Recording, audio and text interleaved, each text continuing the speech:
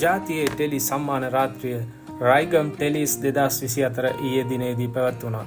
ශ්‍රී ලාංකීය කලාකරුවන් සහ සම්භාවනීය අමුත්තන් රාශියකගේ සහභාගීත්වයෙන් පැවැත්වුණු මෙම සම්මාන රාත්‍රිය ප්‍රවීණ සහ නවක කලාකරුවන්ගේ රැඟුම් ගැයුම් වලින් වර්ණවත් වූ රාත්‍රියක් බවට පත් වුණා.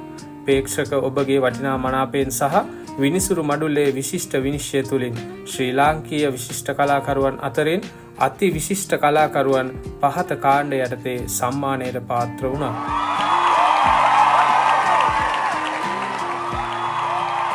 අනෝජා වීරසිංහ මහත්මිය හෙළ කලාකෙත අස්වද්දන්නට සිදු කළ අමිල මෙහෙය වෙනුවෙන් ජීවිතයේ එක් වතාවක් පමණක් පිරිනමන ප්‍රතිභා ප්‍රභාස් ගෞරව සම්මානයෙන් පිදුම් ලැබුවා.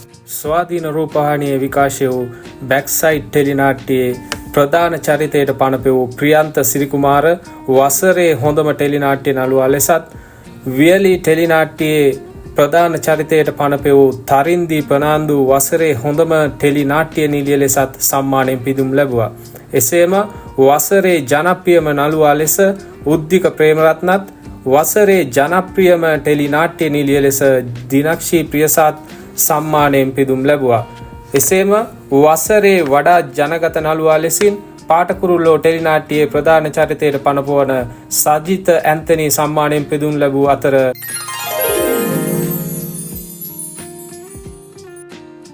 වසරේ වඩා ජනගතම නිළිය ලෙස මිෂෙල් දිල්හාරා සම්මානයෙන් පිදුම් ලැබුවා.